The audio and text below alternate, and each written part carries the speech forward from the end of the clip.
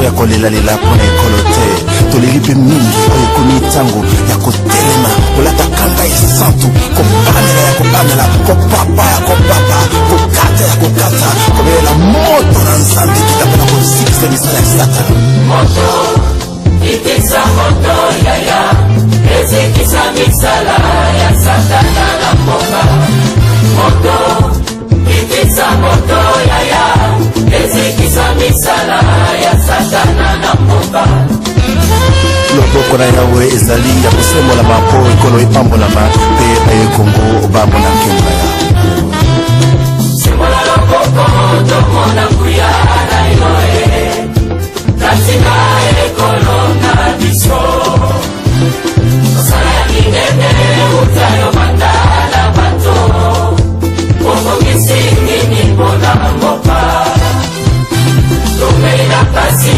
ya etan kutu yaka tobandela elongo na yone yaka mokonzi yaka tobandela motongo ekolo elongo na yo tala etinku ya basomi ya kongo batelemi mpona koyamba lipambo likutu epai na yo simbola loboko na ekolo tolingi tomona engo na yo simbola loboko na ekolo tolingi tomona engo simbola loboko tomona nguya tobebisa misala ya satana na mboka makilama yesu mapetola ekolo mabebisa misala ya satana na mboka sembola loboko tomona nguya tobebisa misala ya satana na mboka makilama yesu mapetola ekolo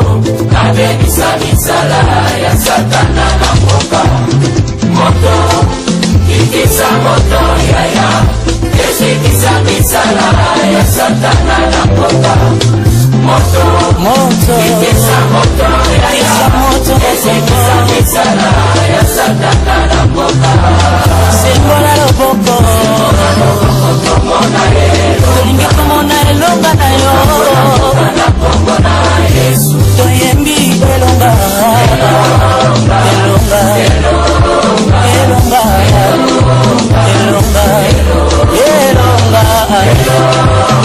elonga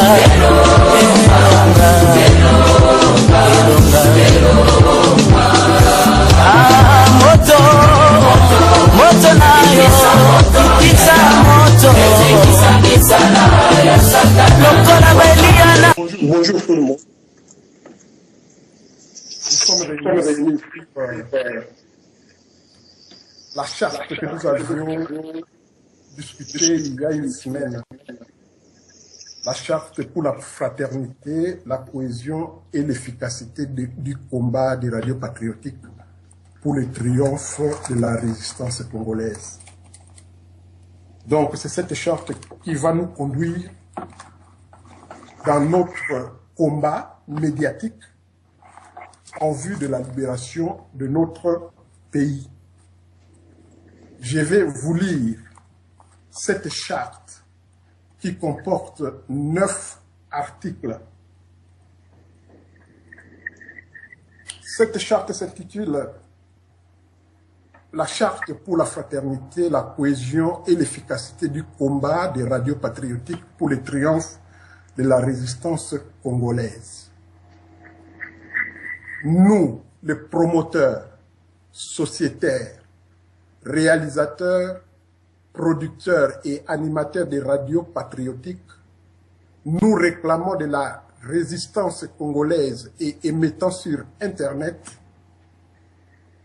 considérant l'état d'occupation dans lequel se trouve notre pays, la République démocratique du Congo, avec ses nombreuses conséquences et les risques de plus en plus précis de sa balkanisation, considérant qu'il revient aux fils et aux filles de notre pays de se prendre eux-mêmes en charge en vue de relever les défis de sauver notre pays et notre nation, tenant compte de notre devoir en tant que créateur et vecteur d'opinion et par conséquent du rôle hautement social et politique que devons jouer à travers nos radios dans la conscientisation et l'éveil populaire de nos concitoyens, vu les dissensions qui malheureusement existent entre nous et qui, loin de nous laisser jouer pleinement et positivement ces rôles,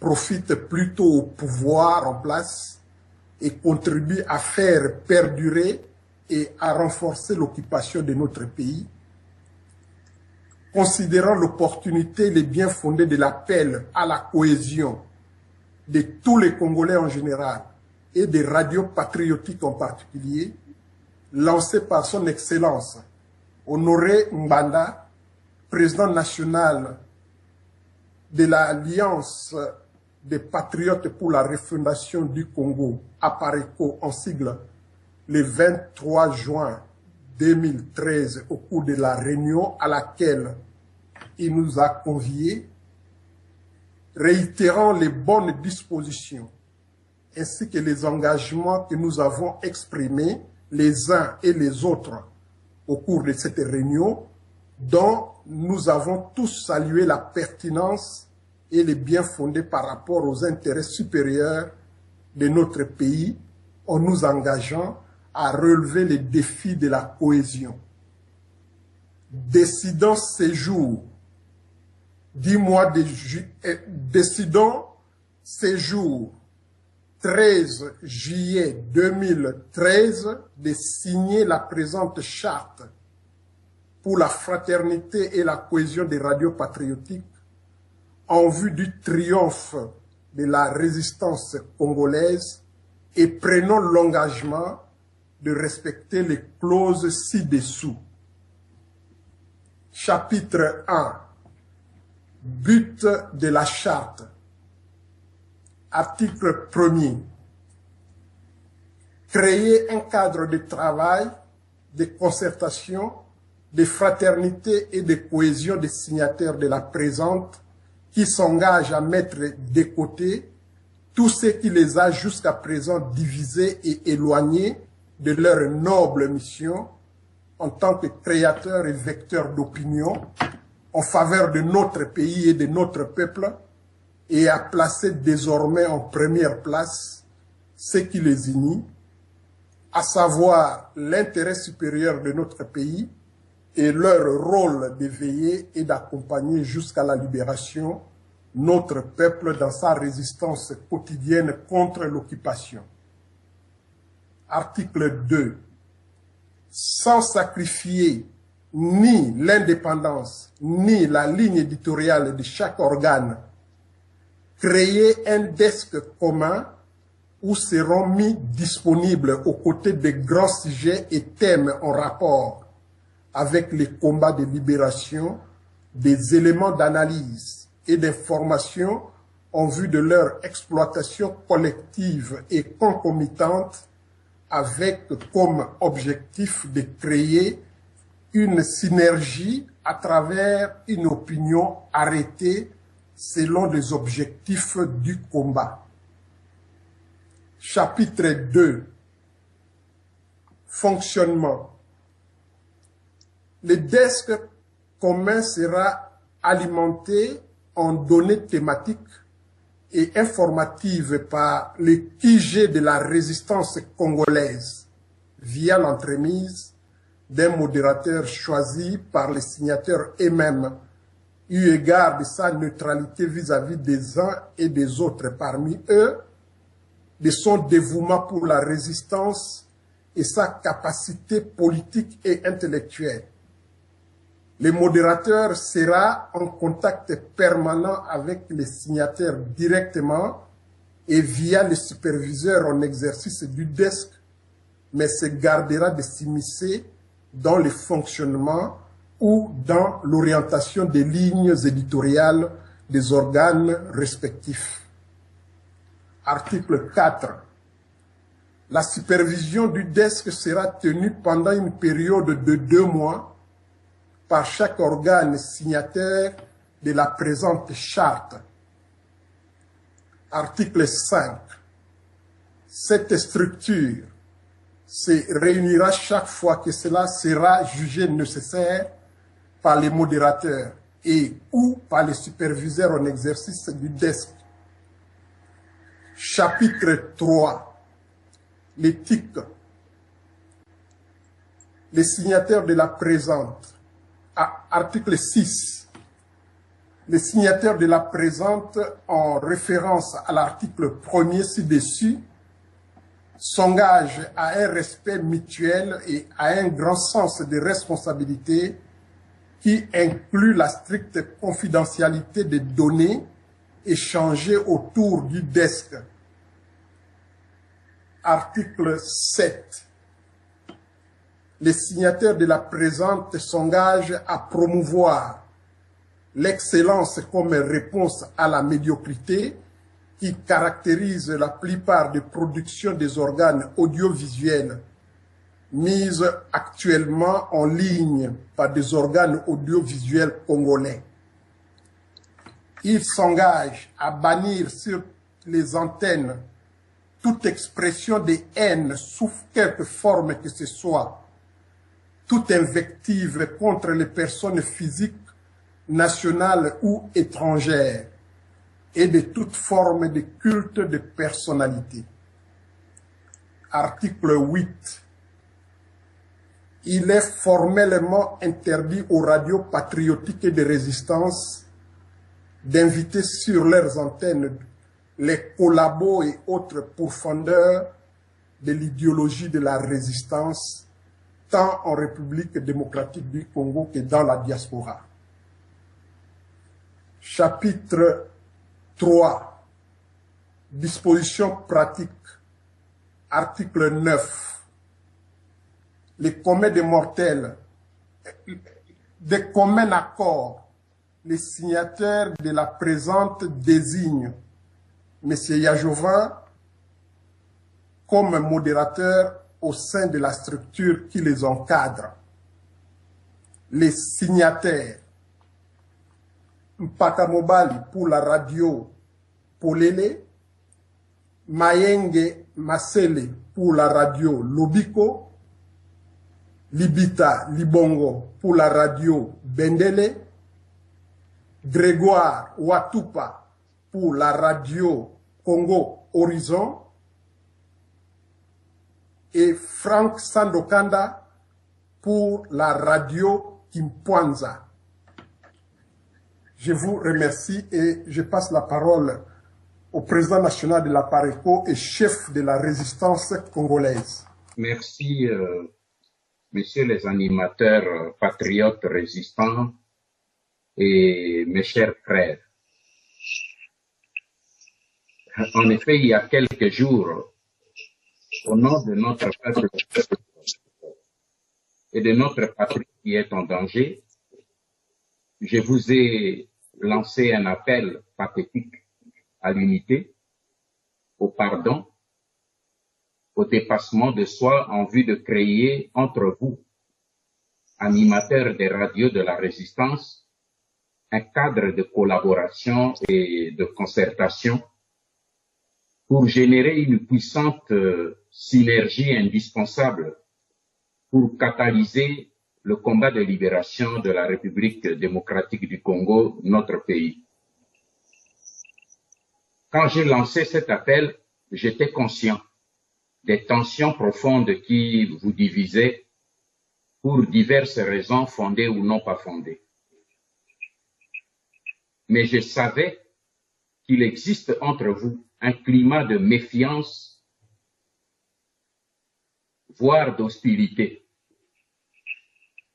C'est pourquoi je tiens d'abord ici à remercier Yajovin pour avoir accepté cette mission et pour l'avoir conduite avec beaucoup de sagesse, de patience jusqu'au bout. Quant à moi, malgré tous ces obstacles que je viens de relever,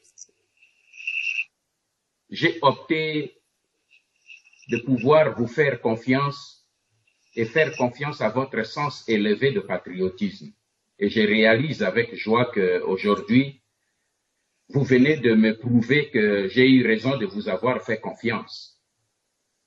Car au-delà des divergences liées aux imperfections inhérentes à la nature humaine, je savais qu'il y a aussi un lien plus profond et plus solide qui vous unissait tous.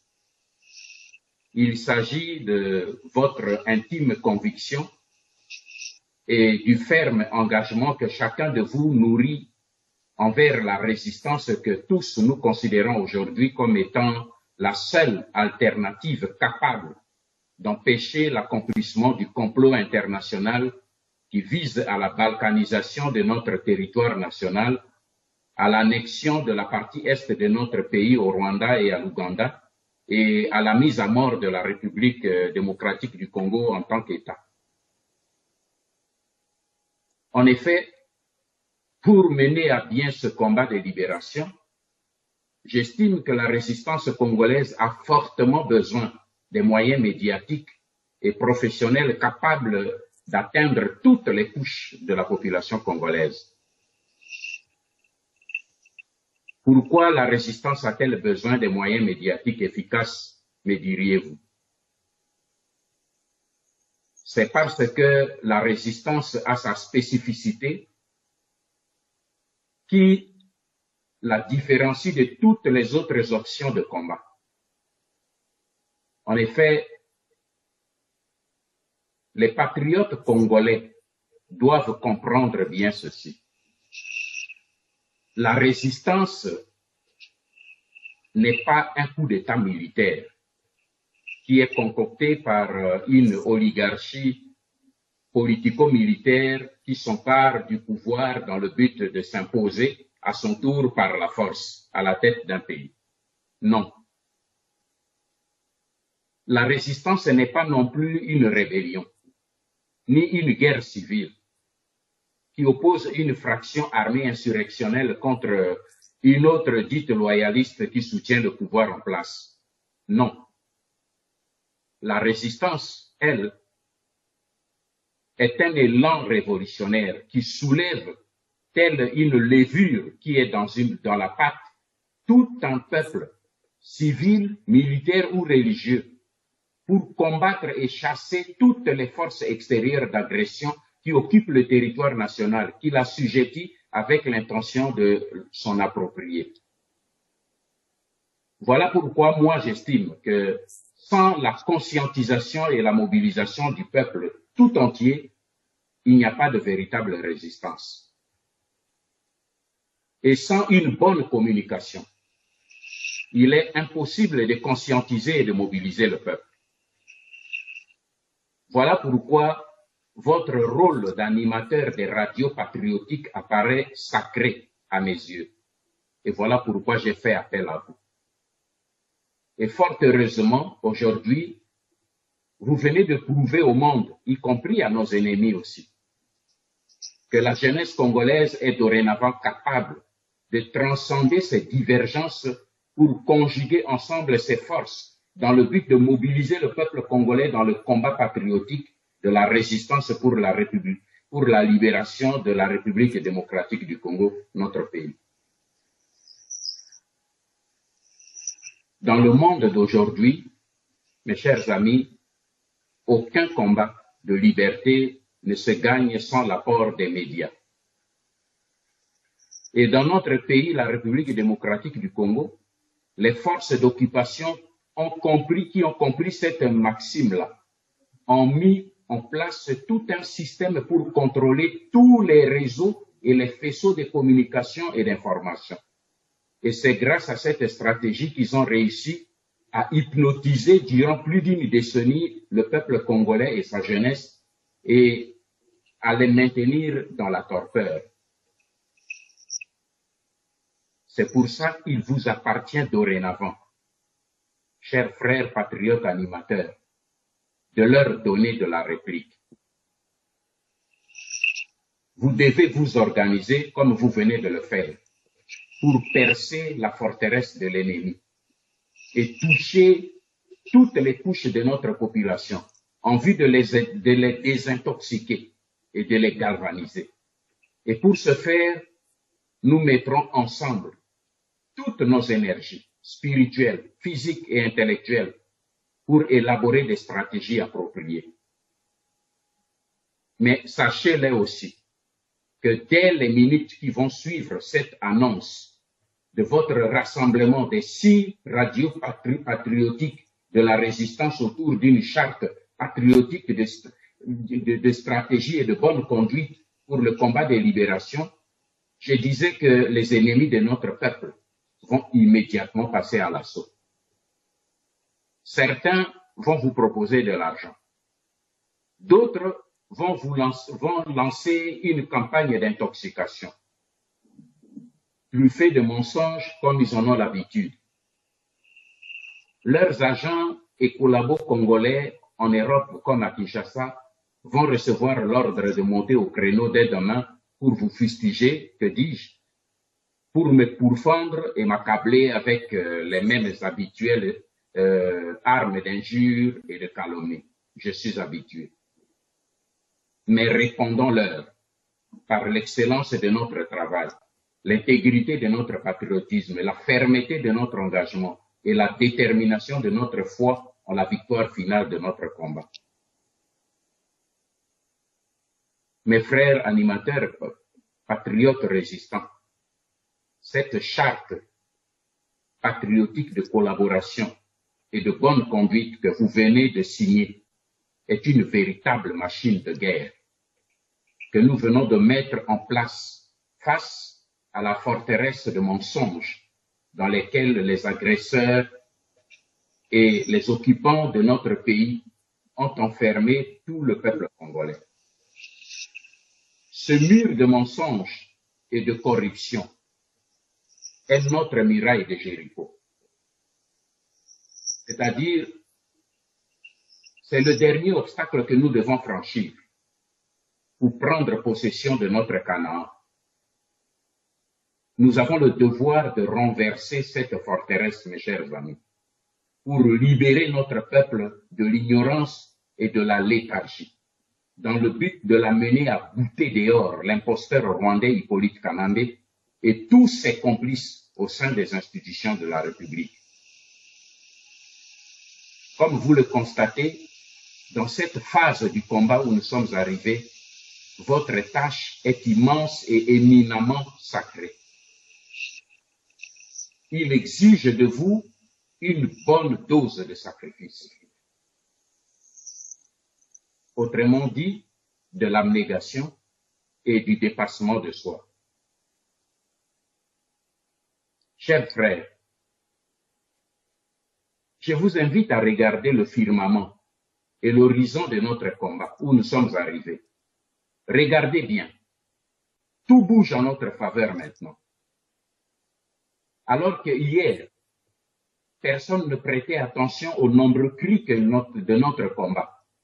Aujourd'hui, partout dans le monde, les voix s'élèvent pour confirmer et relayer à l'unisson nos appels de détresse et de vérité. Je vous donne quelques cas.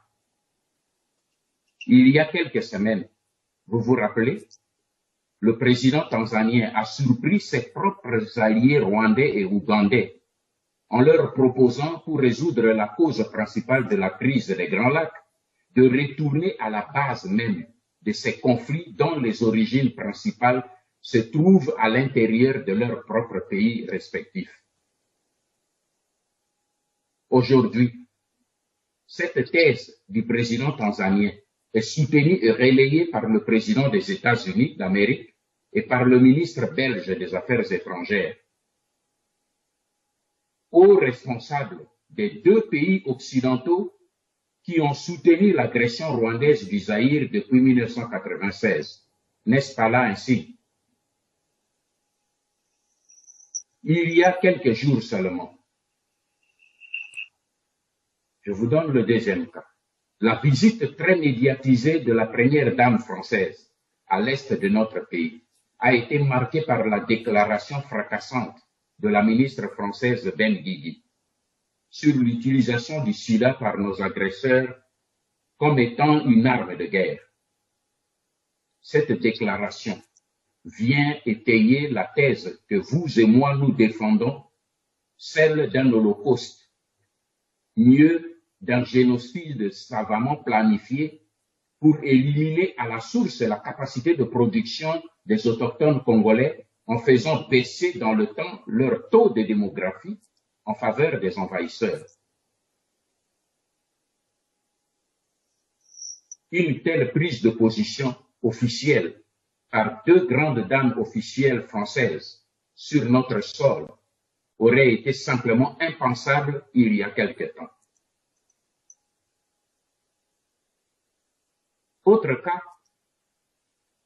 dernièrement, il y a quelques jours, deux officiers Tutsi rwandais qui ont évolué dans le cercle restreint du pouvoir de Paul Kagame viennent de jeter le pavé dans la mare en dévoilant, tout en le confirmant, le rôle du Rwanda dans l'agression de la RDC depuis 1996 à ce jour. Ils ont confirmé en outre que la conception, la création des prétendues rébellions congolaises était toute l'œuvre du président rwandais Paul Kagame. Et cerise sur le gâteau, ils ont affirmé sans embâche les origines rwandaises de Boston Ntaganda, contredisant ainsi d'une manière flagrante les mensonges officiels d'Hippolyte Kanambe et de son perroquet Mende Omalanga, qui tous les deux avaient claironné naguère sur toutes les antennes du monde que Ntaganda était congolais d'origine.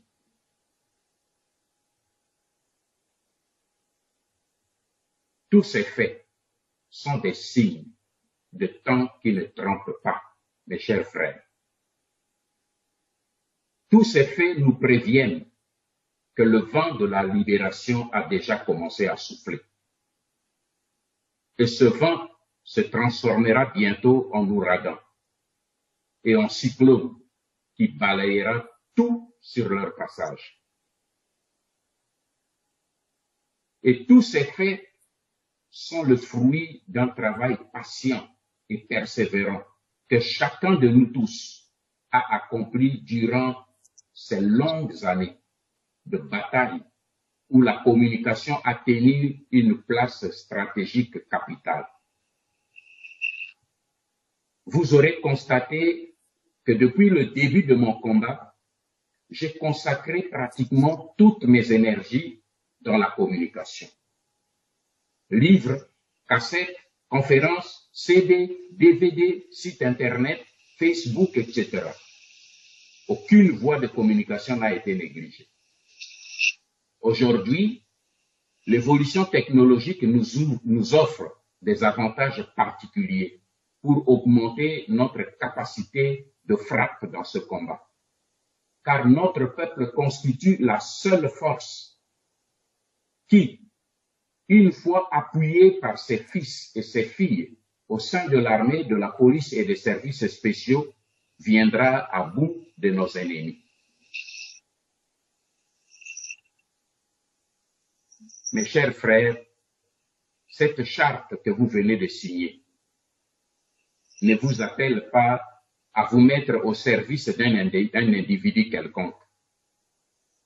Elle ne vous appelle pas à conquérir le pouvoir pour vous en approprier. Mais cette charte dont vous venez de me faire la lecture, et ainsi au travers de moi à tous les patriotes résistants, cette charte, disais-je, vous invite à vous mettre au service de votre peuple et de votre patrie pour le sauver du danger qui le menace. Cette charte vous appelle à sacrifier vos intérêts personnels et égoïstes. Elle vous invite instamment à la tolérance et au pardon des faiblesses des autres. Et elle vous encourage enfin à demeurer intègre face à la tentation de la corruption des puissances du mal qui occupent et pillent notre pays. C'est à ce combat-là que je vous exhorte tous, au moment où cette charte prend acte et prend Dieu et le peuple congolais à témoin. montrez-vous-en digne. Que l'Éternel, notre Dieu, notre Père, vous bénisse dans ce combat. Et qu'il bénisse aussi notre peuple, parce que, quelle que soit la longueur de la journée, de la nuit, le jour finira toujours par se lever. Je vous remercie. Merci, Président national de la PARECO et chef de la résistance congolaise.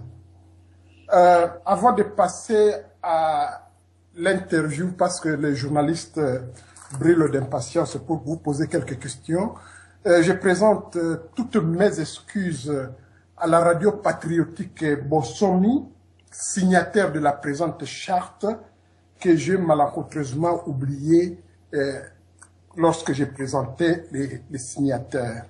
Je lui présente toutes mes excuses, mea culpa, Maxime mea culpa. Président Bandeko Baza liboso na yo, bazalaki pe bazana posa ya kutuna yo mwa mituna na tina na oyo ezali koleka na mboka na biso yango na permission na yo nalingi kopesa liloba ya liboso epai ya ndeko na biso Paka Mobali na kombo na radio Polele. Paka Mobali na pesha malo. Matondo mingi, merci beaucoup ya Jovin kopesa na maloba na poko na lelo na kati na interview to na kati na misala minene oyo ezosalama na kati na diaspora pona etali mboka na biso. Na pesi mbote mingi na mokonzi papa na biso Honoré Ngwanda na koyeba koza na biso na poko na lelo. Papa Honoré mbote mingi. Mbote leki Paka Mobali. Matondo na uti kolanda toto uti kolanda mo oyo utolo interview uti kosala na kati na poko na lelo. Mais nazala mutuna moko oyo o permettre ngai na yeba kutuna na kati na moko na lelo o mekiko niatango me o lobi yango mo niatango malamu te mutuna na ngezali ke biso ba radio patriotique ya résistance to uti ko sangana ko zwa ko sala synergie moko ya sika pona komba ya libération oyo tozali ko bunda na kati na résistance na libanda. Mais yo yaki pour pesi biso ba conseil au conseiller biso tozala na bo pardon na confiance entre biso pe na unité tozala nango na kati na ba radio na biso tozala bomoko. Mais expérience pe ezali ko laksa biso que eza toujours na ba ka o ezali ko sala pasi pe ezali ko sokisa mingi ba ka neti ya ba trahison ba ka ya ba déstabilité ya ba frère na biso congolais oyo baza ko changer facilement ba camp. Mais précaution nini oyo tokoki kozwa contre ba danger wana oyo eza permanent kati na résistance oyo yo utai kotelemisa biso. Motuna na ngai wana papa Honoré malobo mokayo. Merci leki Paka Mobali. Nazobengo leki me oze na kombo ya pakalo ko ozowela na ngai bo nini bokulutu. Na bengi ya Paka Mobali me na eliti na nite yo zwa kombo ya mpaka. Bon na pesio merci pour la motuna na yo. Eloko na lingi koyebisa yo ezali boy. Motuna otuni ezali vraiment ndenge bino bolobaka na ba terme na bino loboko ya likambo. Oki na kati ya maloba na ngai esika na lobeli bino na lobi lokola bato yo mosusu bayoki ke bino bosangani bakosala nyonso po bakota na kati pe bapanza. Bakoluka bakota na kati po bayeba nini oyo boye basangani lisusu po basala. Bakoya na ba arme ya ndenge nyonso. Me yeba ke na kati na bino na ndenge bozali ngai nakangi miso te. Garantie ya liboso o nga nakoki kopesa bino ezali ke boyeba te machine ya renseignement oyo nga naze kosala nango mosala ekobatela bino. Ba oyo na kati bakolinga ke basala nyoka nyoka tozali na possibilité ya koyeba pe tokokamata pe ba disposition pona komibatela. Na français balobaka que la confiance n'exclut pas le contrôle.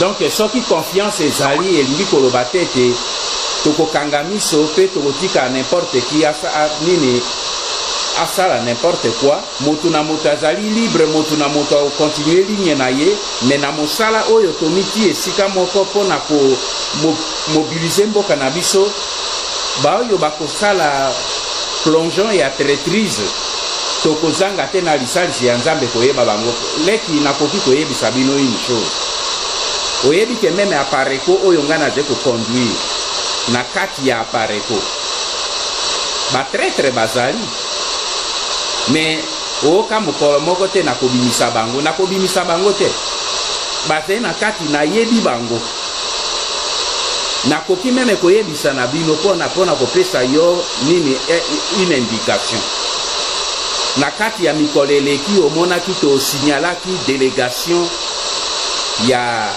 bato ya ANER oyo balongwaki bakei na Afrique balekaki piti bakomaki kuna na poto balongwe kuna na poto bazongi metango bakei na Kinshasa basali rapport na bango tango rapport ekiki ndako na bango ya ANER ekei ekomi na bureau ya Kanambe. À partir de là nga na sina zwaki ba eko pona kokebisa ngai ke keba bato yo balekaki awa boye bazwi contact na bato na yo ya pareko pe na yeli kombo ya bato bazwaki na bango contact mais na koloba te mais na kokamata ba disposition interne na ngai naze koloba ngo pour que na yebisa bino ke boyeba te na mosala tozo kosala lokola bomiti esika moko protection ya bino nyonso ekomi pe protection na ngai ekomi pe protection na bino biso nyonso tokomitia ensemble mais motu na motu azali gardien de l'autre ezali te ke okanga miso il faut totikala olala lokwa ngando alalaka liso moko kangi liso moko eze polele ndenge lokwa nini radio moko wana ezali liso polele ezali ndenge wana polele olali okanga nini miso mibale te okangi liso moko liso mosusu ezosala donc ezala sûr que eloko ya liboso na korekomande bino elingi koloba te ke soko bozali na confiance donc contrôle ezali lisusu te non soko bozali na confiance la confiance n'exclut pas le contrôle mais lokola ndenge boti na charte état-major oyo ezosala mosala ya renseignement na terrain ekoprotege pe bino mpona koyeba banani oyo boye na kati bakozala un danger pour nous nakanisi na mwa moke oyo nafungoli wana okomprendre yango maloba epai ya bino. Ok, merci président.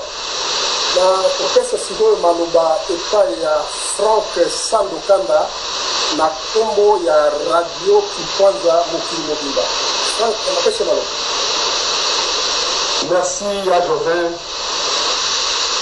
Napesi mbote na moto na yango ya apareko pe leader ya résistance congolaise oyo toza na ye lelo oyo po aya kobimisa lisanga ya mambuka oyo toza na moko na résistance oyo tobengi baradio na biso ya résistance. Merci Leki Sandokanda mpona mbote.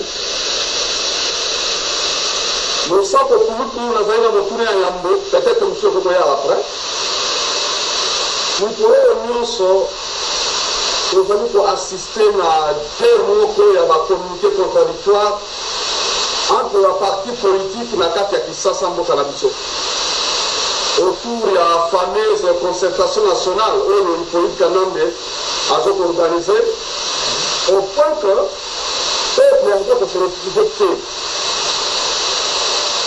En fait, on a utilisé même l'image où il y a eu, pour les la résistance, par exemple, les gars qui ont RTLC, la télévision nationale, qui n'a plus à donner, qui a demandé à avoir un message,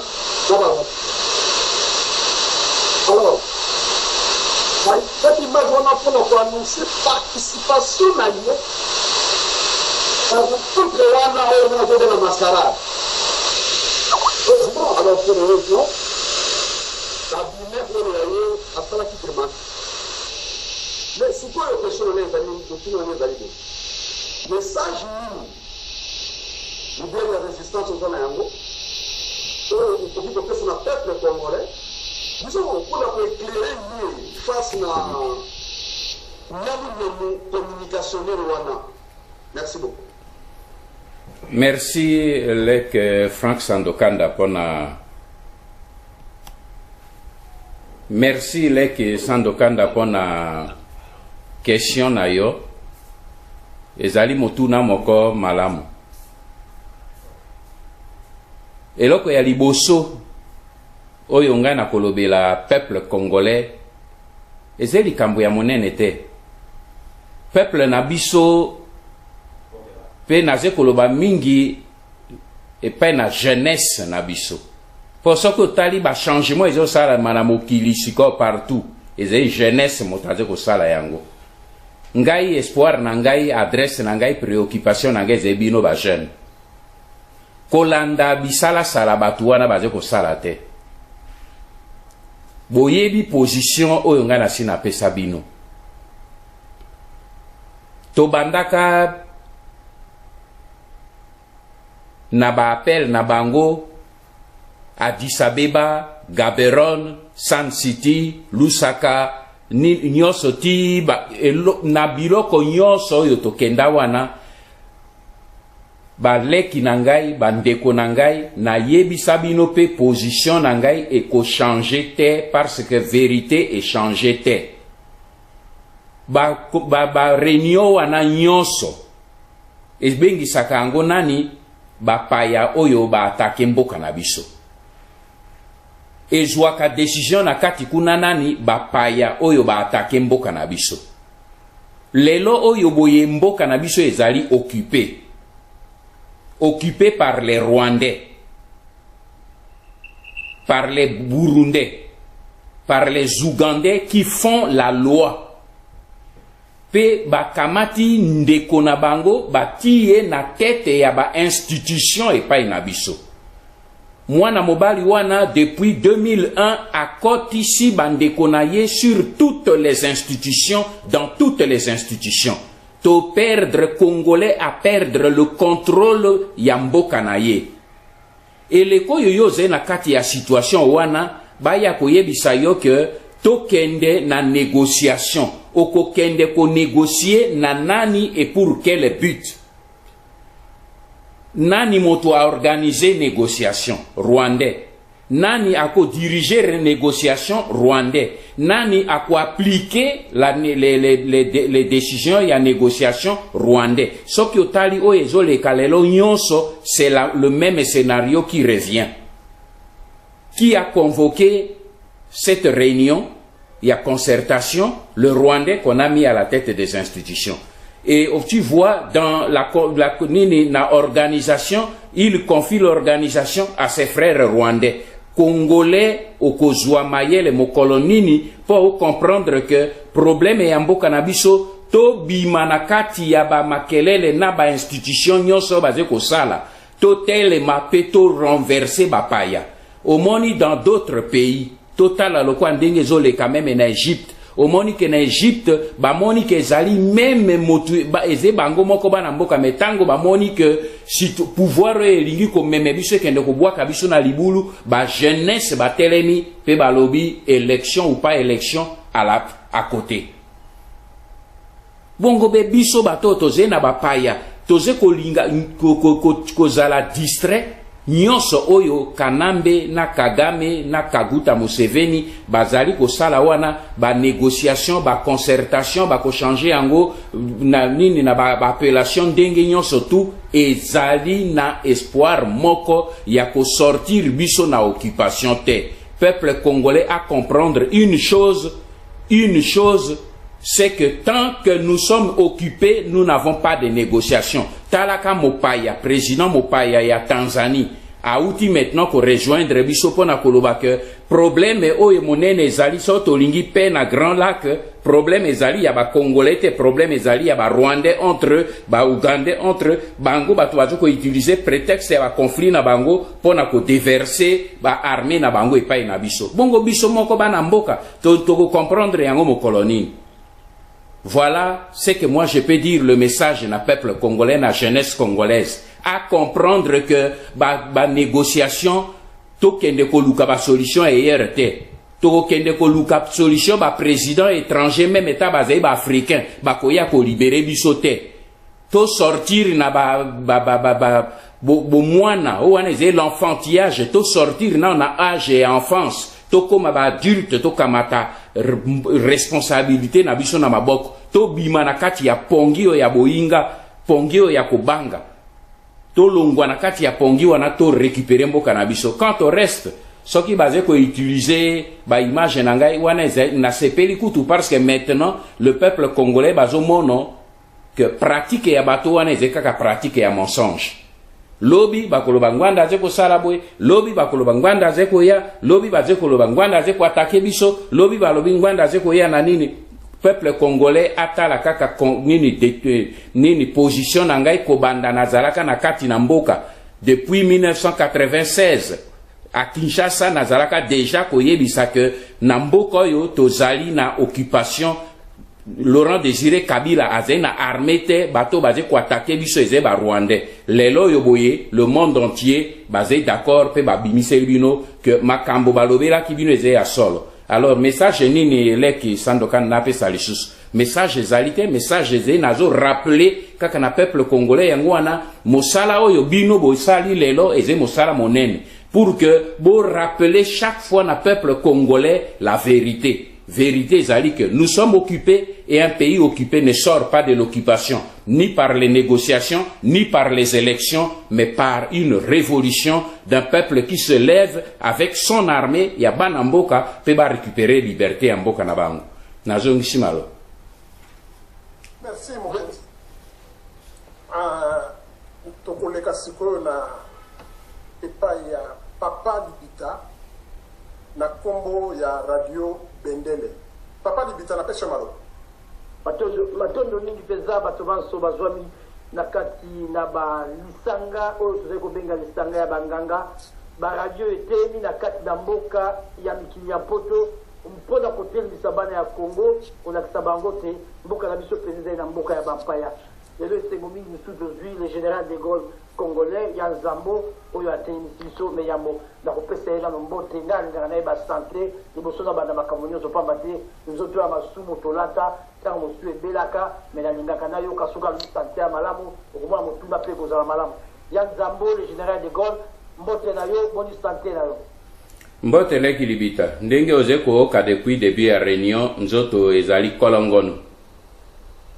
Merci bandeko baso bazolanda biso na bazi boyoki bandeko basi balobaki tozali lisanga ya banganga bana ya mboka Congo babingunduko ya libanda oyo telemi tozali na ndeko Edi Mayenga ya telemi likolo na radio lobiko tozali na bandeko ya polele tozali na bandeko oyo ngala bengaka momundele okolo Sandokanda oyo azali peza ntoma ya radio Kipwanza pe ndeko na biso ya radio Bonsomi pe radio Horizon oyo kangambami bongo na ndeko na biso Grégoire Watupa bongo ya bino ndeko episkopo ya Mboni Bitali bongo eboka tumainda tu oyo radio TV Bendele oyo penza ya Afrika to tam d'Africa kutumbanda landa motuna na ngai ezali na uti koyoka yo lobaki yango ndenge ndeko moka lobaki ozo le kobe likolo lelo yo na libanda ya mboka pe bato yo basimbi gouvernement ya occupation na mboka na biso lobi ezalaki papa oyo ya Afrika otozakobe Kikwete mokonzi na Tanzanie lelo lisusu na nsima na ye ekomi bongo ministre belge oyo ya affaires étrangères ye lisusu alandi be na otambola to na bitambe ya président tanzanien aye koloba ke kimia na Afrika ebongi te dialogue esalama na mboka oyo Rwanda pe Uganda mpo eresoudre makambo ezali koleka na zonga ya Grand Lac yango ngalinga tu amotula mais makambo oyo ozali kobunda nango bandakala yango est-ce que ezali victoire te na mosala monene oyo ozali koloba lelo nyonso occupation po esila il faut bato bazonga na mboka na bango bakende osola na matatu ezali na mboka na bango lelo mpe ministre belge atelemi alobi obengi bo est-ce que ezali victoire ya misala na yo to ezali boni yango ezalaki motuna na nga mais oyo elali na nsima ezali motuna te nalingi obe naloba likambo moko oyo ezali kopesanga mawa bandeko mosusu batuna nga lobi me na kotuna yango epa na pamba te moto omingi kalando tozali kobenga sango malamu ezali yo mesomero ngwana eza mokokwa atumba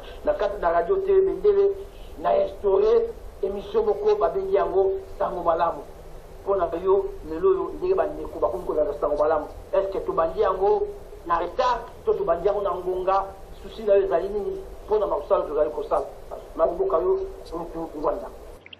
Merci Lekilibita.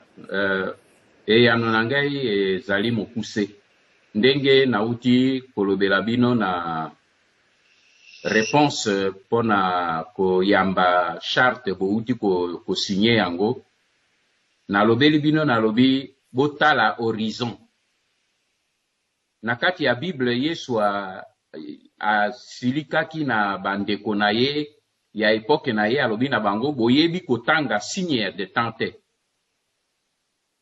Il faut koyeba kotanga signe de temps. Soki omoni epai biso to bandaki eleko to bandaki mosala oyo bato mingi batelemelaki yango makambo mingi tozalaki koloba baze kofinga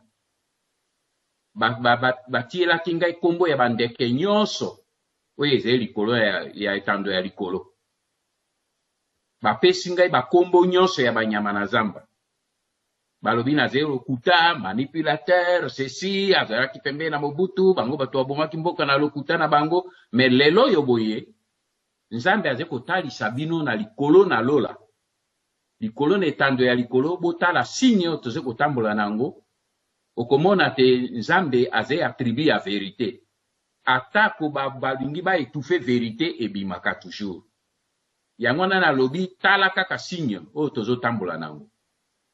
Président o ya Tanzanie ye azalaki allié ya Rwanda pe ya Uganda. Metala lelo ndenge mwinda ya bosembo ya Nzambe ebimi na kati ya bongo na ye. Ye moko a situé maintenant que origine ya makambo ezali na Rwanda pe na Uganda. Président ya États-Unis aye ko appuyer ye. Lobi awa boye ministre des Affaires étrangères ya Belgique aye ko appuyer ye. Yango na lobi bomoni te ke ezali signe monene. Ngai na bengi yango signe ya victoire te. Pona ngai victoire ezali mokolo tokotia makolo na Kinshasa pe tokobwaka banguna wana nyonso bazonga na mboka na bango. Bao bakokoto zamba bakoto zamba. Bao bakokweya mai bakweya mai me bazonga na mboka na bango. Mokolo wana nde tokobenga yango mokolo ya victoire. Nalingi ko crier victoire avant la fin du combat. Mais bitumba toze ko kenda nango otuninga lobi est-ce que émission oyo bobandi ko sala pona sango malamu ya livre ezali na retard te ngai na koloba te ezali na retard te chaque chose a son temps. Et puis na kelasi esika tozalaka baza koyebisa biso ke la répétition ezali la mère des sciences. Makambo wana nakomaki yango me bato mingi à cause ya propagande oyo babambanga yango na mokongo bato mingi balingaki kotanga ba livre wana te. Et puis mingi ti lelo batanga te pe livre wana lokola surtout oyo ya suka banguna oyo ya kote ya Rwanda basomba yango nyonso. Po ele komu livre wana ebimaki ezalaki etumba monene. Na kati ya ba librairie na poto oyo bazaki koteke tole kaka pona koyebisa bango moto asomba plus de 4 exemplaires te. Ba libraire bazo comprendre babi mais monsieur oye ko combattre le livre ngabi non je suis l'auteur du livre. Babi mais c'est bizarre c'est la première fois to mona moto ya komi livre azo ya koyebisa biso ke batu basomba livre ebelete na bite parce que ezei un livre na komi yango pona peuple na ngai mais banguna na biso bazui promesse po baya bazui stratégie po baya ko somba nyonso po bakende kotumba. Alors ngai nasengeli na mbongo te, nasengeli ke bandeko na ngai batanga. Alors côté qui c'est la moto plus de 4 exemplaires te. Yango wana esala kate batu musu bakoma metango tokomaki un peu distrait. Baleki, basali quand même batindi bake kosomba rassembler un grand nombre. Peu importe, mais mosala lokola boze kosala maintenant. Ezei mosala moko à mes yeux très louable. Parce que bandeko mingi batanga kate. Pe batu nyonso batanga ka français te. Mais koya ko limbola bango na nini na kondenge balobaka na français ko vulgariser makambo ekomami wana eko ede mingi. Ezali important. C'est pour cette raison que combat oyo boye lokola yang na bengi que charte oyo bino bosali eze machine de guerre. Oyo kosala te maintenant capacité ya biso pour que message oyo tokotinda pona peuple na biso ezala makasi. Na sukisi pona yanwana ka kopesa na bino image moke ya Iran. Na pesa kango na zongeli yango. Na Iran, batu nyonso bayebi que le Shah d'Iran azalaki puissance monene sima ya mikili ya poto. Mais moto yo asali révolution pona ko bwaka ye na se asalaki yango na mandoki te. Asalaki yango pe na ba YouTube te, ezalaki te. Internet ezalaki te. Asalaki yango na ba cassette seulement. Aze ko bwaka pe kuna na kati baze na système ya ko multiplier.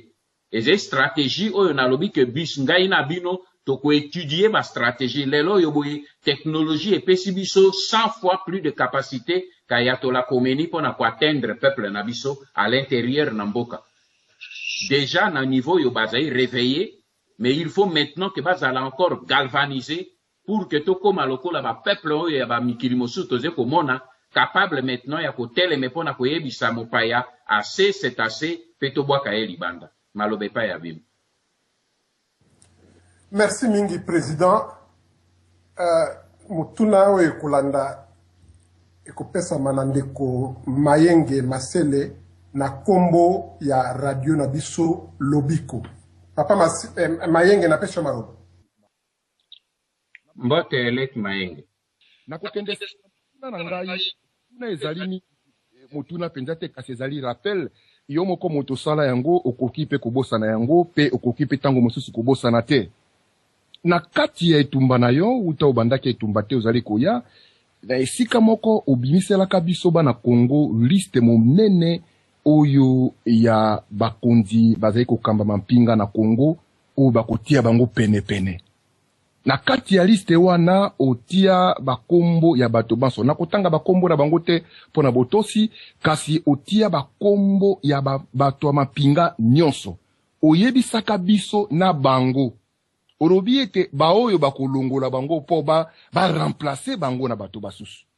Wuta oloba likambo wana soki na bosani te mbula mine tomitano sila koleka. Basusu bakombo na bango zalaka na kati batika mokili. Kasi lelo tomoni ba accomplir pena mission ya dokima wana oyo lobaka na biso ba kombo ya bato wana bato mingi otangaka ba kombo na bango batei bango libanda. Président Honoré Ngbanda Nzambo ko atumba oya yo mosala ozali kosala ezali komona no pe ezali ko bota penza mbuma na yango na ebite okuluba na bandeko oyo batei bango libanda nini na kolingana no pesa ngai sentiment nino zali na yango pona kotala bandeko tiaka bango pe o alertaka bango lelo bango no so batei bango libanda sentiment no ezali nini na sika wana basusu bakoki kozana sentiment ya koloba ete na ebisaki bino botiaki nanga tembe bozwi basusu pe bakoloba te bandeko boyo kwa kape soki ndeko na bino alobi pamba te la vérité tika la vérité ata soki ennemi no moto alobi yango soki ezali bosolo ekotika la bosolo mwali somoke mwali loba moke kurutu président Honoré Ngbanda Nzambo ko atumba na ba généraux oyo batei bango libanda na kati na ekolo na biso oyo yo alertaka bango mbula misato to mine euti koleka wana motuna ya liboso motuna ya mibale zali mwasi ya François Hollande azali moto azali kokamba mboka ya France mwasi na ye azalaki na kati ya mboka na biso na bakivu kuna ke kotambola kasi bautaki na mobali na ye na likambo moko ya francophonie ba réaction nyonso elekaki tomonoki yango balolenge président Hollande agisaki liboso ya mokili mobimba pona pouvoir d'occupation tomonoki yango mwasi na ye akei kuna tango mwasi akei ministre oya bango auti koloba liboso ya mokili mobimba yo moko auti koloba yango pe awa arme moko ya monene bazali kobunga ba congolais kuna les véritables armes yango eleki ata B50 eleki AK47 babengi yango arme ya sida bana Congo bazali kobete bango na arme oyo ya sida elingi koloba bambolo moko bazali na maladi mabe na nzoto bazali kokotisela yango bana Congo. Président Honoré epo na biso zali makambo asikate o alertaka biso yango ngai mayenge na zena document pona zali fouiller des informations pona bandeko oyo ya Kivu tango po tindaka maloba na bango tango po yebisaka na bango okoloba na bango nini na oyo lelo oyo ba confirmer yango na mindele mingi balingaka koyoka mindele okoloba na bango nini bino pe boyoka kingai te to bino pe zailo lenge nini sentiment to liloba nino koloba pona arme oyo bazali ko utiliser nango na kati ya est ya Congo pona koboma bana Congo arme oyo yebi bandaka ba oso loba na biso kasi lelo edimi lisusu libanda na mokili lingana na opese ngai mwa biyano mibale na mituna oyo ya kilo pe lisusu matondo lisusu na kosangisa biso nengo sangisi biso pona kobunda na nzela ya engunduka matondo mingi président Rengbanda Zambo kwa tumba mwana bomboka yo pona eyano.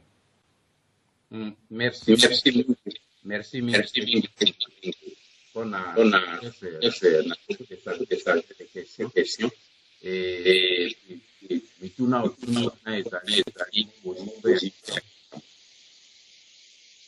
na kuna ya diboso concernant la dépôt à officio yo pauti kobwaka banso libanda na koki koyebisa tout simplement que sentiment na ngai ezali complexe ezali sentiment ya mawa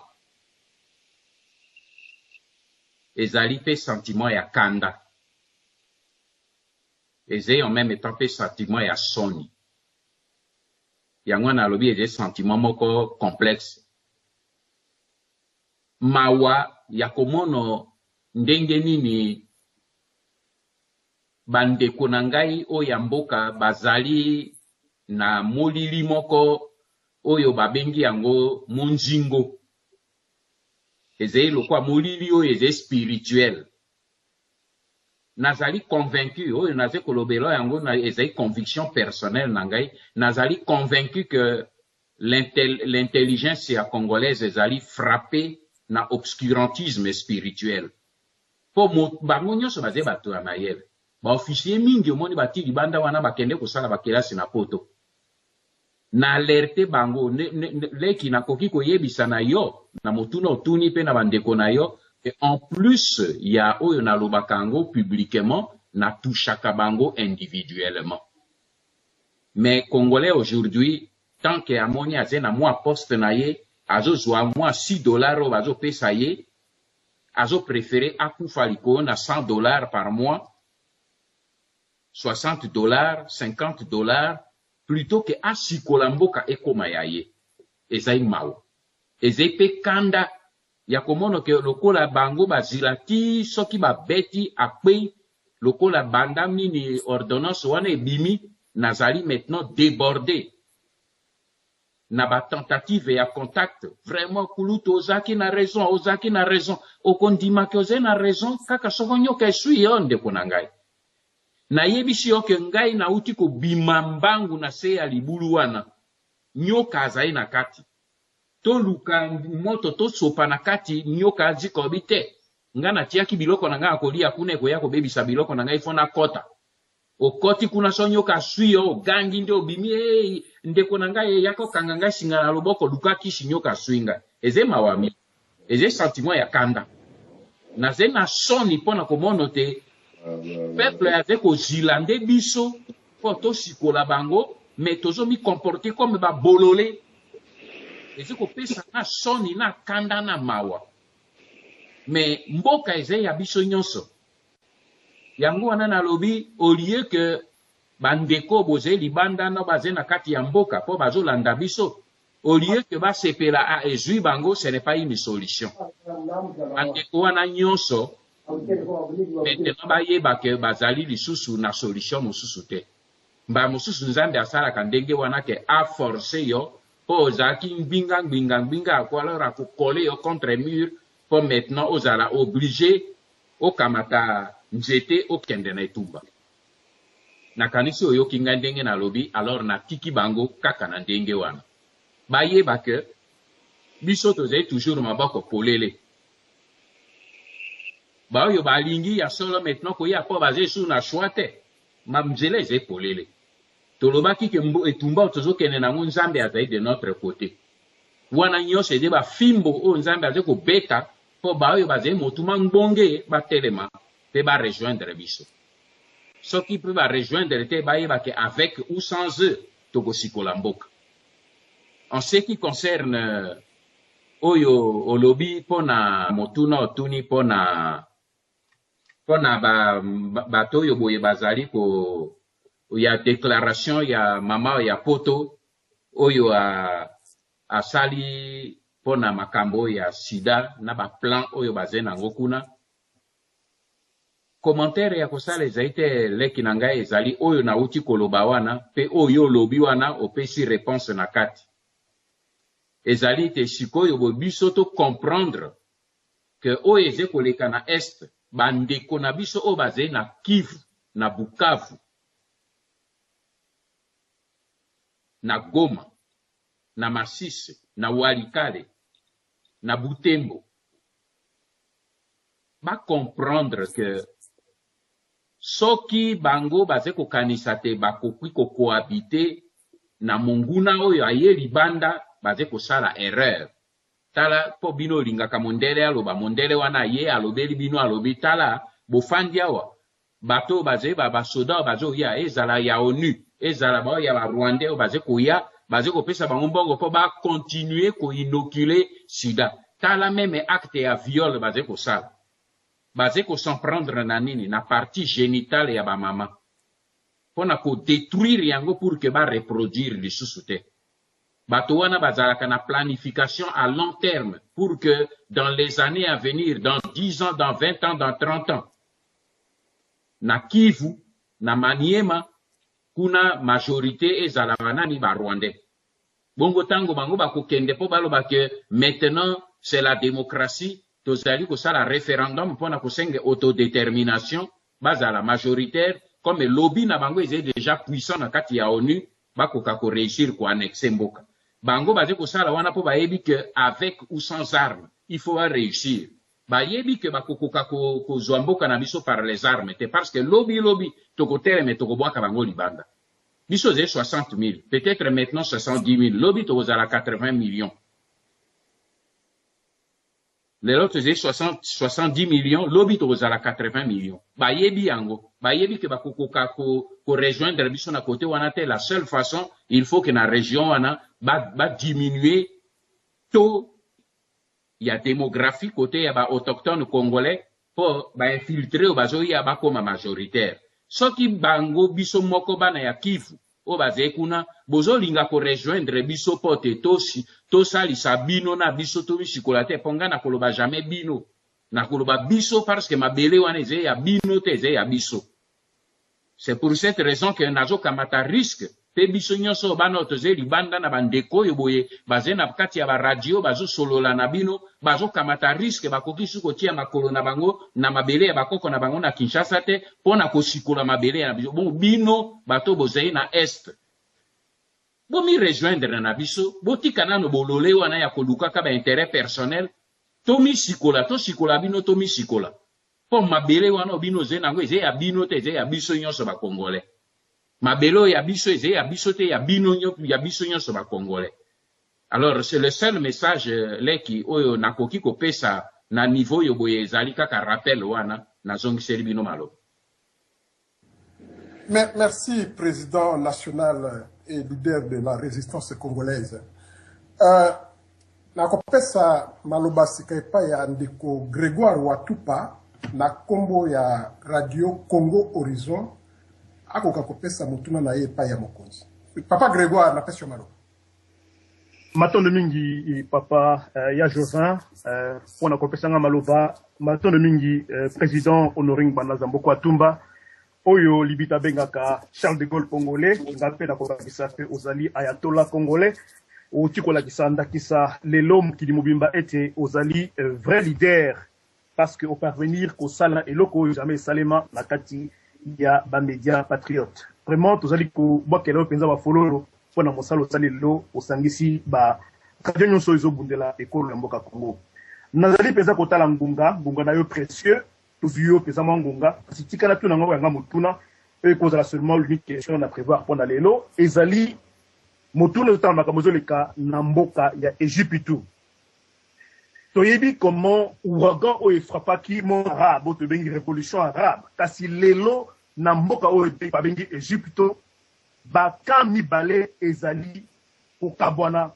concernant situation o ezali ko prévaloir na mboka oyo na ngambo moko ezala bandeko balobi ete président Morsi ko ezala ki président démocratiquement élu que a détourné qui révolution ya peuple paisible population égyptienne a détourné qui révolution vers ba frère arabe ou intégrisme arabe ou intégrisme musulman.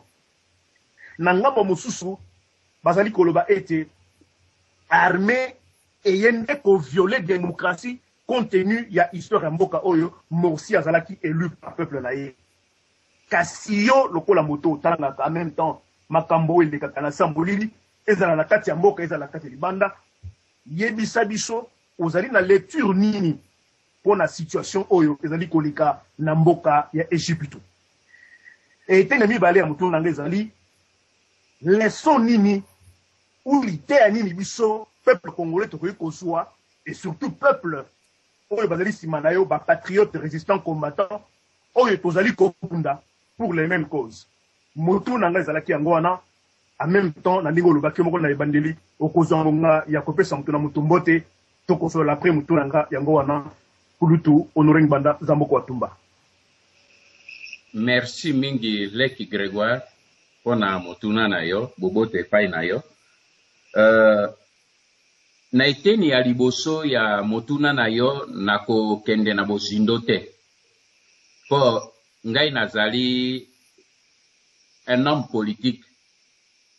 Donc problème o ezali kuna ezali lokola conflit intérieur na kolinga koloba mingi te po na kosala ingérence te na oyo ezali koleka na kati ya mboka na bango.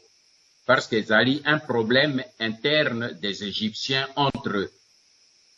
Mais nakoki motuna na yo te. Nakoki simplement na loba na yo boye. Pe na loba na bana Congo boye.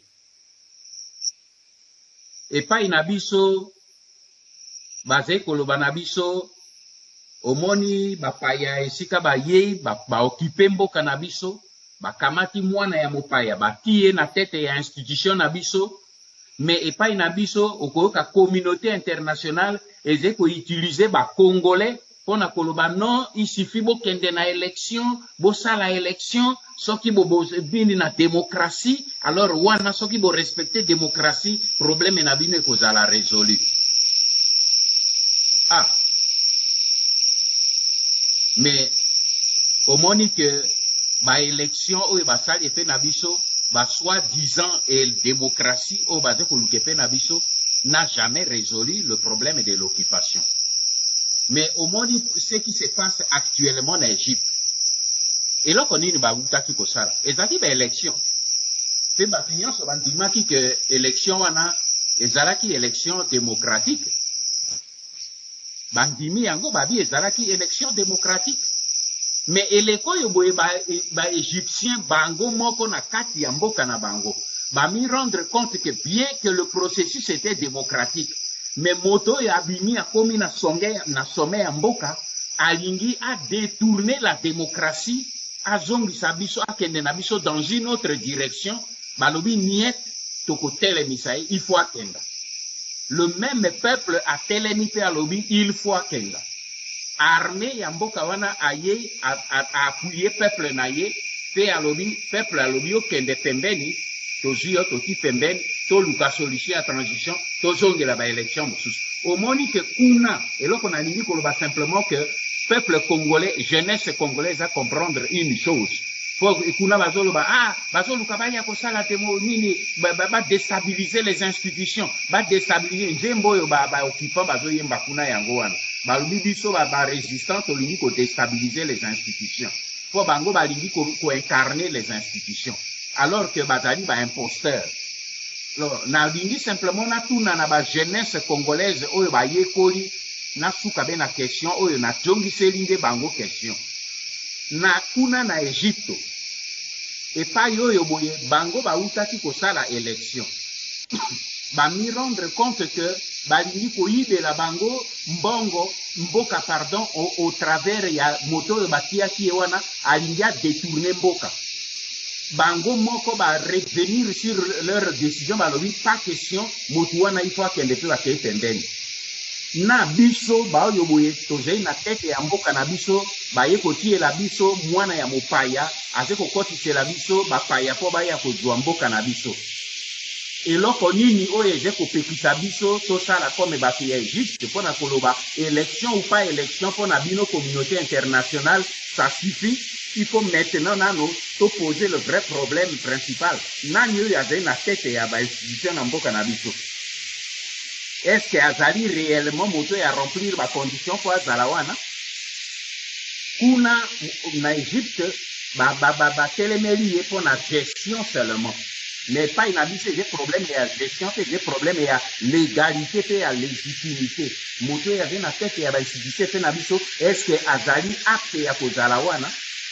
donc soki bato yo boye basala ka nini problème élection et pas na biso batika naino biso na biloko wana biso ba congolais to bimanano na logique wana communauté internationale a lobby nini ba élection lelo yozomona ba fidélé azena comme tozena kati ya problème oyo bato bazo komi projetaka pona ba élection ya 2016 ezai mawa ezali soni ezai kanda to bimanano na kati ya biloko wana voilà la leçon oyo naje kosenge na bino jeunesse botire yango wana les élections la démocratie n'est pas faite les Congolais n'ont pas été créés pour la démocratie a été créée pour les Congolais les Congolais ne sont pas au service de la démocratie c'est la démocratie qui est au service des Congolais.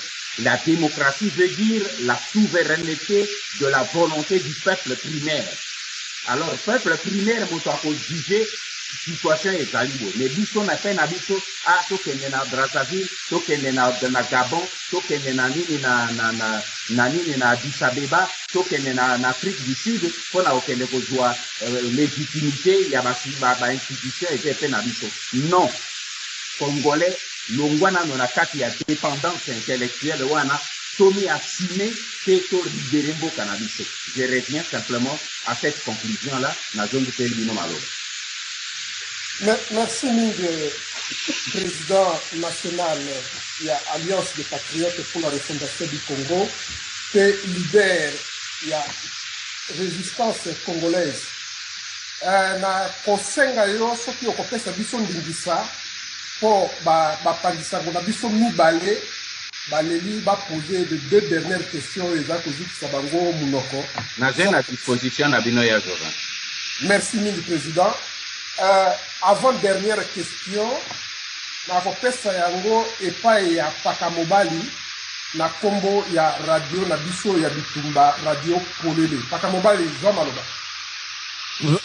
Matondo mingi ya Jovan kopesa maloba mais toujours ka moi makelele zo bima soki zo bima wapi pona ko batela fichier bandeko bazala ngona bosenga makasi bandeko totala ba micro na biso matondo mingi ya Joven na kopesa maloba na poko na lelo lisusu na kei directement epai ya papa na biso Honoré Ngwanda Nzambo kwa Tumba na interview spéciale ya lelo pona ko tuna motuna na ngai mususu papa Honoré nalobaki na libandeli ke yo onyati vraiment olobi vraiment te mozali ko leka ko denda likolo yango na zongeli yo lisusu na motuna na ngai oyo ya koloba ke ba proche collaborateur ya Paul Kagame na ba propre frère na ye ba Tutsi bautaki vraiment ko confirmer ndenge olobaki ke beaucoup biblio makambo ebele oyo yo aussi o révéla yango na kati na itumba na libandeli ya kochambi tambe na yo na kati na résistance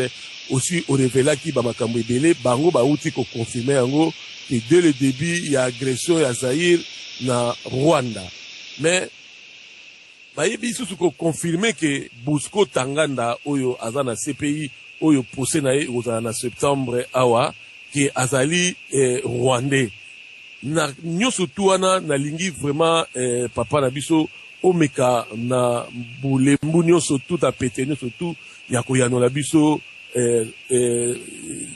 na balini nini wana oyo bango balobeli commentaire nini yokoki kotia mpe eloko nini okolobela bapeuple congolais na kosukisa motuna na ngai nakei mbangu epai na mboka kuna esika mwa motuna mosu ya moke epai tolandaki papa na biso Gabriel Mokia autaki kobima na boloko mais kobima na ye na boloko azo parler mbala moko langage ya élection au lieu que aya ba ko parler langage ya résistance mais il azo parler langage ya élection au ya 2016 na yebi yoza l'homme d'état eloko nini ebombami na sima wana ya kobima na ye na boloko to ya ko langage na ye ya élection oyo ye aza ko loba ndamo na lelo mutuna ngezaki ya wana matondo mingi malobe epana yo papa na biso honoré Ngwanda Nzambuko Atumba matondo. Merci mingi leke mpaka mobali na ko yebiso na motuna ya liboso pona ba collaborateur ya Paul Kagame oyo basali ba révélation mikolo oyo ndenge na lobeli bino pona ngai ezali ngolu ya nzambe alobi na biso kene tumba tozokende nango ye moto akobundela biso wana eze bakomba ya nzambe wana eze kobimisa lokola ye moko aze kotia confusion na kana bango pe ye moko aze kofungola miso ya biso bakongole po toyeba epai nini verite ezali po tango Honoré Ngbanda azalaki kolobela bino te bato oyo wana nyonso ezala bato ya nini ya baruberwa na nini na RCD Goma ezala bayo ya CNDP oyo ya nini ya fundabatoire ezala bayo bazesiko bataganda banini ezala nani Hippolyte Kanambe na kati ya nini ya AFDEL esika bayaki bango nyonso bazali ba Rwanda ezala nani James Kabarebe akomaki ki chef d'état-major ya armée congolaise ndeko na ngai mwana na ngai leki na ngai nzambe apesa biso ba preuve combien de fois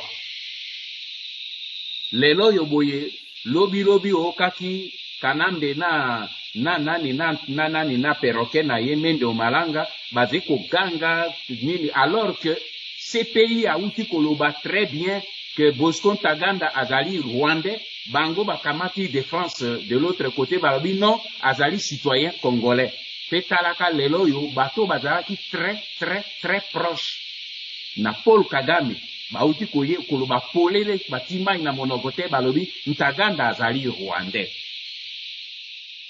etikali kaka moko baze nano vivant ngai naze obondela kaka nzambe occasion mosusu epesama naze koluka pe nazwa contact na bango parce que etikali question moko togotu oyo batuna bango nano en public bongo mwana ya ndeke oyo azali na République démocratique du Congo aza nani bokoyoka réponse na bango donc nzambe azali ko révéler nde biso vérité mais biso moko toze kolinga koyamba yango te eza mawa mais nakobungisa ngonga mpona yango te parce que na bosembo yeba tout simplement que ngonga ya vérité ya nzambe ekoki biso bana Congo to comprendre que nyonso oyo bango baze kosala ezali mascarade etikali mokumba na maboko na biso moko to prendre ba responsabilité na biso pona ko se défaire na bato wana otuni ngai question likolo ya ndeko na ngai Gabriel Mokia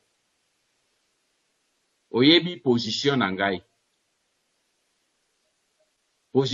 ezali na se komi mettre en juge te Et là, on a koki koye bisabino yango yoboy. Gabriel Mokia, dans son esprit, c'est un patriote. Il l'a prouvé. Mais, Batunyon Sobazali na bagage, il y a information nécessaire, puis na capacité, il y a analyse nécessaire. Na côté wana, na koloba mingi te na kosengi kaka na bino, au lieu ya kofinga ye, bote ya ye. Ngai nazo kosala la même chose. Kofinga te, parce nga na ye bisibino nazo na solo la kana ye mingi na lingi koloba makambo po compromettre ye lo kwa na kati ya mboka kuna te. Mais na lobi na bino simplement que azali na ame ya patriote. Mais akoki koza na libunga sur certaines orientations ya combat oyo toze nango. Ezali problème ya bagage politique, il peut ya capacité ya analyse, peut ya projection. Et soki to sololi na ye malamu ako comprendre. C'est ce que moi je vais faire dans les jours à venir. C'est ce que je vous demande na kati ya ba média lo kwa boze nango lelo. Ezala pona kofinga te ndenge nini yo nyama, cet homme a souffert pour des prises de position ya Kamataki qui étaient très courageuses. Et dans la prison, na yebi a résisté, na beaucoup de sollicitations, oui, ya qui n'a côté à pouvoir. Je crois que rien que pour ça, il mérite respect. Mais pour le reste, oui, etali lokola ze koloba kengai ba élection banini, nyoso wane zali pona biso libunga. Ngai na kosala oyo na koki kosala, bino pe na niveau ya media, bo sala oyo bokoki kosala pona koyebisa kulutu papa to supporter yo mingi pe to zalaki fier na yo mingi na nyonso oyo salaki jusqu'ici, mais de grâce telema na oyo ze koloba wana kotinda biso kuna te, biso tolingi kokoma na ni na 2016 te, mboka ekokenda avant tomitia na kati ya etumba pour que tobimisa nzoto okaki ye moko nga na monaki na landaki nini intervention na ye, première chose alobaki il faut tobwaka ba Rwandais libanda. Mais après, avec continuer, Nazali candidat. Donc, mon Nazali un peu une sorte de confusion simplement dans la pensée. Mais dans la prison, Azali l'un des rares. Oyo bazali na kati ya mboka, oyo bazali posséder na corruption ya mwana ya Rwandais wanate. Et je crois que des gens comme cela sont rares. Et quand nous avons des gens comme cela, il faut aussi mbabango na maboko. Pe soki to moni ke radio ko glisser. Totele misaye. Ce qui a boy, alors là, c'est son problème, et to lâcher ye, à Kamatanjela na ye à élection. Mais liboso, il faut te faire comprendre ye que, étape pe stratégie ou ya zuywana, ezali ou ya résistance te. Tozo considéré comme patriote résistant, à prouver en jusque na sacrifice yanzo tunaye, eh bien, il faut qu'elle jusqu'au bout, pour que bisunyan soto partager pouvoir wana, na kati ya esengo. Na zongi selibino malo. Merci, Président. Motuna ya suka na kuyambala su motuna te parce que mokonzi azali na ba misala kilikili motuna ya suka na pesi yango epai ya Frank Sandokanda na kombo ya radio Kimpwanza. Frank na pesi yo maloba met. Merci mingi ya Jovin pona motuna ya suka honneur pesinga pona tuna Motuna ya suka na leader ya résistance monsieur Honoré Ngwanda et nakanisi na kozala mekuse po ete to gagner temps.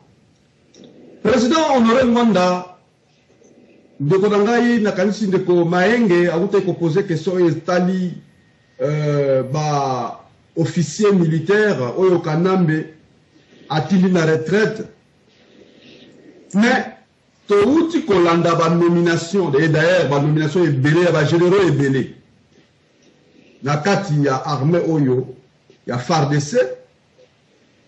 Alors ata moto moko te azali koyeba critère nini oyo eza na kati wana po ete permettre ba nomination wana parce que bazo pesa ta critère moko te toyebi ke Leader de la résistance, aux alliés montent au dirigeant armé ya mboka na biso, en tant que ministre de la Défense. Au yebi ba sekele mingi na makambo etali armé. Na profession na yo na musala so oyo osala pona peuple, au yebi ebele, et surtout critères nini ba koki ko nommé officier militaire pour être comme général. Alors na makati na ngai zoti na pona tula motuna oyo. Ozali ko kanisa nini vraiment en tant que professionnel militaire na ba nomination wana. Voilà mon tour na président. Merci Leki Frank Sandokanda na koza mokuse peza na réponse na ngai na motuna na yo je motuna malamu. Nasi na yebi sabino Leki na ngai na yebi ke yo yebi déjà réponse na kopesa yo mais oze ko tuna motuna na yebi ko zo tuna ngo po bande ko mosusu ba profiter na yango. Po yo moko yebi otanga ba livre na ngai otanga ba interview na ngai na landaka yo de temps en temps pe na yebi ke so na zolanda na monaka ke omi documenta mingi likolo na oyo na koma pe oyo na loba pe na yebi saki na kanisi Leki Mayenge yemba azaka komi documenter mingi na ba déclaration pe ba écrit na ba enseignement na zaka kopesa a utaki ko relever yango que na silaki ko prévenir que na kati ya mikoleze koya kanambe akosala opération ya monene po ya kosukola ba congolais nyonso bakende pembeni oyebi kopesa grade eza problème te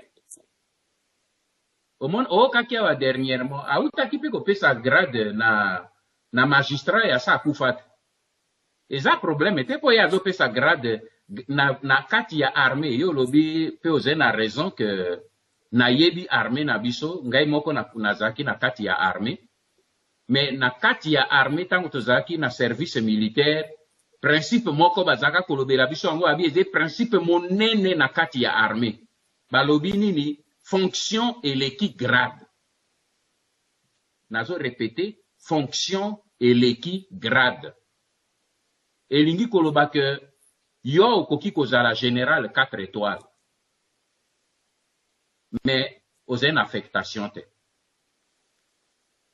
Mosusu azali colonel full, mais azali chef d'état-major ya force terrestre. Mais il a zo konza yo.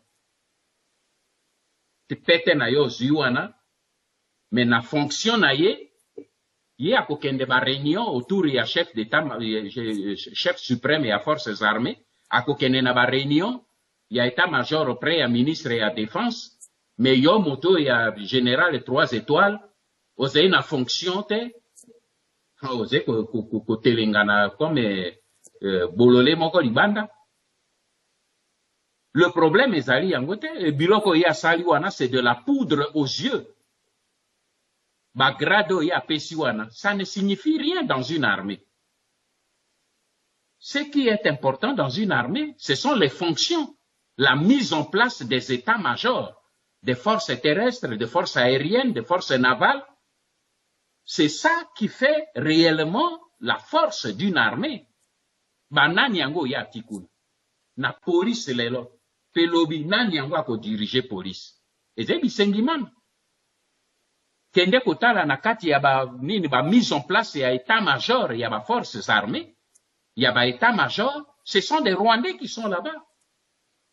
Ezala na ba services spéciaux, ce sont des Rwandais. Ba Congolais basé na ba grade administrateur et ceci, mais bateau et basé ko diriger ANER, basé ko diriger DEMIAP et tout ça, ce sont des Rwandais. Bateau basé kende ko zoa décision finale, il y a exploitation de renseignements comme on dit, ezali ba Rwandais. Il faut que la jeunesse congolaise va comprendre yango. Mise en place wana c'est de la poudre aux yeux. Colonel, général et tout ça, basé qu'on toucher combien par rapport à un colonel rwandais où il y a tenu réunion à Boutou, non pas auprès du ministre de la Défense, mais et pas il y a Rouberwa. Est-ce qu'il y a dit que le Rouberwa a dirigé la République démocratique du Congo? Il y a dit que le Rouberwa a gagné la Kanambe na téléphone. toze na ba élément wana nyonso kanambe aze wana meme lokwa aze wana aze figurant aze kosala oyo lubero azoloba na ye asala. C'est pour ça que makambo nyonso tokoki koloba yango likolo mpo toganga yango dans l'air te na cadre ya charte oyo bosigné to na ndenge nayebisi bino tokomi tia esika moko mpe soki tokengeli d'abord nini problème ya authenticité mpe intégrité ya bamembre nyonso bino bozali eh bien bokozwa baélément oyo ekoede bino ndenge nini boede mpe bapeuple na biso na kofungola miso. Yango wana nalobi ke journée ya lelo eloko bouti kosala eze cadeau monene bosaleli peuple congolais eze cadeau monene bosaleli jeunesse congolaise te mpo na ngai ezali motif de satisfaction, motif de joie et d'espoir, parce que mpo na ngai ce qui va arriver demain na Congo nako profiter nango pour combien de temps? Mais si demain nous mettons encore 1 an ou 2 ans ou 3 ans, je ne sais pas, ou 2 semaines ou 1 mois, pour libérer Congo. Mais c'est pour vous, mes jeunes frères. Et c'est pour nos enfants et les enfants de nos enfants. Voilà pourquoi, na sepeli na motuna no ya suka otuni, ezali très important pour que Congolais a comprendre que tant que Kanambe azali na tête ya République démocratique du Congo, P azali wana comme pas parce qu'il est fort ou ceci, Kanambe n'est rien, mais il est important comme pion pour na ko faire asseoir processus ya occupation. Ngai na Kanambe tomonana jamais face à face. Mutunga na tomonana topesa na mbote, c'est Laurent Désiré Kabila. Mais yenga yebi ete. Na yebi na kati ya papier que oyo boye c'est un homme qui n'a jamais existé. Soki batia ki na tete ya nini te, mbele na mi intéressa jamais na ye. Il ne représente rien pour moi. Mais à partir du moment où il est devenu un pion, oyo bati wana ba se servir na ye pona ko éliminer na kati ya armée congolaise tous les grands officiers de valeur oyo tozalaki na bango. Les 3/4 sont déjà morts par la main de ce garçon-là. Alors aujourd'hui, il continue à jouer avec ba officiers oyo ba tanga na ba académie militaire ko lekaye mosika. Bazo tika mwana wana aje ko sakana na bango pe ko sakana na mboka na biso ya mwana alobaki ba sentiment na ngeza ka eze complexe eze ya kanda ya pasi ya mawa pe ya son na place ya bandeko na biso. Yango wana na sukisi nini na ngai na motuna na yo na zongeli nde bino baleki na ngai yeba ke lobi lokwa lelo bo mini bozo lekisa ba eremo ya cérémonie na bino ya bino pona ko adopter charte na bino oyo bo memeli ngai pe na ye na lobi na bino j'ai pris acte ndenge bino moko bo approuver na ko changer même iota te po nyonso wana ezali bo répondre na volonté ya attente ya peuple na bino na pesi bino nde mapamboli pe bénédiction ya botata pour que to kende liboso me boyeba ke bakokotela bino bako qualifier bino de tous les noms, bako luka ba diviser bino, bako luka ba utiliser ba orgueil personnel na bino pour na opposer bino les uns les autres. Mais mingi na kati na bino boze ba chrétien. Oye ba ke na phase otokomi na ngwe phase ya sacrifice, renoncement de soi-même. Toti a orgueil pemben, toti a sentiment personnel pemben, toti a intérêt personnel pemben. Akoya lobi ko proposer yo $50, $100,000, $200,000 et ko sala na yo nini, rien. Pour avenir ya mboka na yo. Notre pays vaut des milliards et des milliards et des mille milliards. Oko kende ko sacrifier yango pour $100,000, pour $1 million. Ba proposant ngai combien? Ba proposant ngai même ba chèque en blanc. Ba proposer nga yomoko yebisa montant. Oyo lingi. Il y a quelqu'un qui se trouve à Anvers et qui peut monter avec une valise. Bongo soki amemelinga ta valise à $100 millions. Est-ce que ça vaut vraiment le sang du peuple congolais. Lobby bakoya ko proposer bino. Bakoya ko loba bino ngbanda et tout ça. Lobby okomono lokola bobimisi nini oyo. Lobby bato na bango botala ka bako sopana na ba YouTube na ba Facebook na bino na ba site na bino na ba forum bako sopana lokola banjinji. Mais boye bake bato bakomaka mingi wana baze ba congolais te. Parce que le komotazo koma yo zomo de longina ete. La plupart des lobby ya ba rwandais nazo ebisa bino lelo o baze derrière. Ba musu bazo sola lingala koleka ba congolais. Kosola lingala est problème était kosola chiluba et ça ne fait pas de toi un congolais. Kosola Kikongo ça ne fait pas de toi un congolais. Ngai na zaimbandi mais je ne parle pas bien ma langue koleka ba belge mususu. Il y a eu un évêque belge qui a écrit le grammaire Ngbandi et l'histoire Ngbandi, mais Okoki Kondimate. Moi, je ne lui arrive pas la cheville. Est-ce qu'il a le sang Ngbandi? Il est plus Ngbandi que moi? Non. Une langue, ce n'est qu'une langue. Moi, je parle le français mieux que d'autres français. Je ne suis pas français. Donc, problème ici que Zalouane est que Binoboye va tout simplement que Itumbeze Koya, mais Bozala Liboke Moko, Tozala Sokyo Monin Dekono a Salimabe, hey, la gentillesse à cause du téléphone na yo bengi yo lobi ndeko eloko tel loba ki bosala ki boy et salinga passe c'est bien te yepe adjoitant ya komi expliquer pe pour répondre yo parce que humilité et le pardon ce sont des facteurs qui nous font grandir.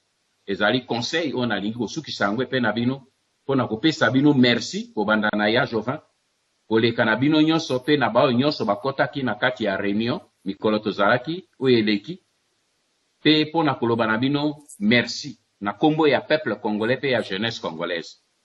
Espoir nanga ezeli ko na bino na kombo ya peuple congolais. Boye po boya kosala ndenge boti bino moko na kati ya nini boye po bosala adoration ya un individu te. Boye po bosala culte d'un individu te. Boye to po bosangana autour ya idéal et ya résistance à côté ya ndeko nabino papa nabino pour que tout kende de l'avant va diviser bisote. Va comprendre que maintenant quelque chose de nouveau et salemi maintenant il y a quelque chose, il y a un phénomène nouveau, un esprit nouveau qui vient de naître chez les Congolais. Pe ezala un mort n'était pour que lobby et après demain ba mon encore effet nango pe tango tozonga na mboka. Bozala lokwa bato ndenge bazaka na temps ya révolution ba compagnon ya révolution. Bato yo ba contribuer na résistance ndenge zelelo na France pe na kanisi ke lobby nzamba ko sali sabiso que to ériger un corps ya ba résistant ndenge zai na France pour que de génération en génération ba yeba ke banani ba joua ki rôle na kati ya résistance congolaise quand bien même la majorité de la classe politique et de l'intelligence politique congolaise bazalaki na kati ya collaboration. Eh bien, il y a eu une poignée de gens, surtout de la diaspora et de l'extérieur, qui ont fait que de l'intérieur, les gens se mettent debout et que le Congo soit libre. Que Dieu vous bénisse, que Dieu bénisse le Congo, que Dieu bénisse le combat de la résistance. Je vous remercie. Merci Mingi, président national et Apareko et leader incontesté, incontestable et résistance congolaise. Na oyo surtout na koyebisa biso.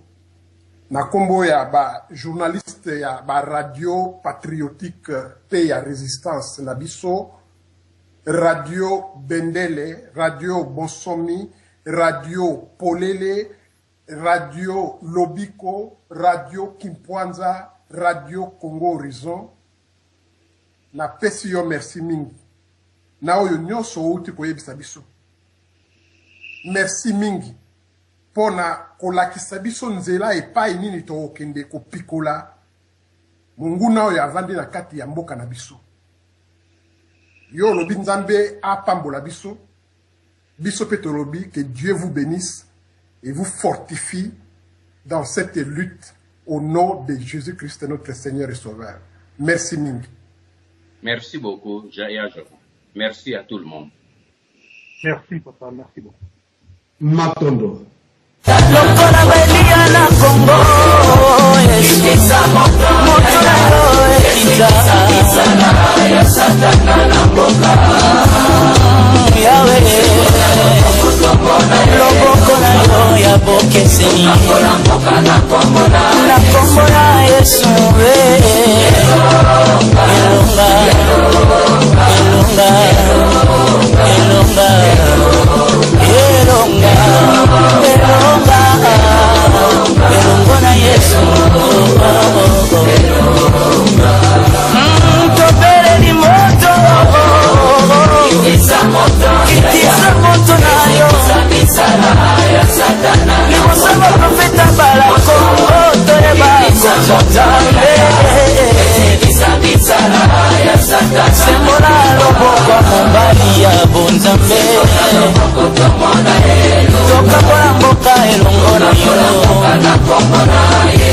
tokonfese elonga elonga Yesu elonga elonga elonga elonga elonga